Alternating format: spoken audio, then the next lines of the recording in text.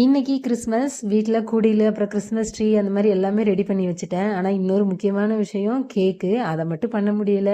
வேற ஒரு வேலை வந்துருச்சு அதுக்குள்ளே, அதனால் செய்ய முடியல. பாப்பா வேற கேக் செஞ்சு கொடுக்க சொல்லி கேட்டுக்கிட்டே இருந்தா. அப்புறம் ஒரு வழியாக கிறிஸ்மஸ்னால் கேக்கு தான் பண்ணணும்னு இல்லைடா, புட்டும் பண்ணலாம் அப்படின்னு ஏதேதோ சொல்லி சமாளிச்சுட்டு ராகி புட்டு செஞ்சிட்டு இருந்தேன். பாவம் பிள்ளையும் இதுக்கு மேலே கேட்டால் சில நேரம் அம்மா டென்ஷனாலாடும் ஆயிடுவாங்கன்ட்டு ஓகே அப்படின்னு ஃபஸ்ட்டு இந்த ராகி மாவில் கொஞ்சம் கொஞ்சமாக தண்ணி தெளிச்சுட்டு பிசைஞ்சிட்டு இட்லி தட்டில் போட்டு வேக வச்சுக்கலாம். அது வெந்துட்டு இருக்க அந்த டைம்ல வறுத்த நிலக்கடலைய கொரப்பா மிக்சியில் அடிச்சுட்டு அப்படியே வெல்லம், தேங்காய் துருவல்னு எல்லாம் ரெடி பண்ணிட்டு ராகி மாவு வெந்ததும் அதுல போட்டு மிக்ஸ் பண்ணிட்டோம் அப்படின்னா ராகி புட்டு ஈஸியா ரெடி ஆயிடும். இந்த நிலக்கடலை பருப்பு சேர்க்கறதுனால அதோட டேஸ்ட் நார்மலா செய்யற புட்டை விட இன்னுமே சூப்பரா நல்லா இருக்கும். அப்புறமா புட்டு ரெடியான பிறகு பாப்பா வந்துட்டு கிறிஸ்மஸ்னா எல்லாரும் கேக் தான் சாப்பிடுவாங்க, நம்ம தான் இப்படி புட்டு சாப்பிட்டுட்டு இருக்கோம்னு சொல்லிட்டே இருந்தாங்க. அப்புறம் நானும் நியூ இயருக்கு கேக் பண்ணி தரேன் அப்படி இப்படின்னு சொல்லி சமாளிச்சிருக்கேன்.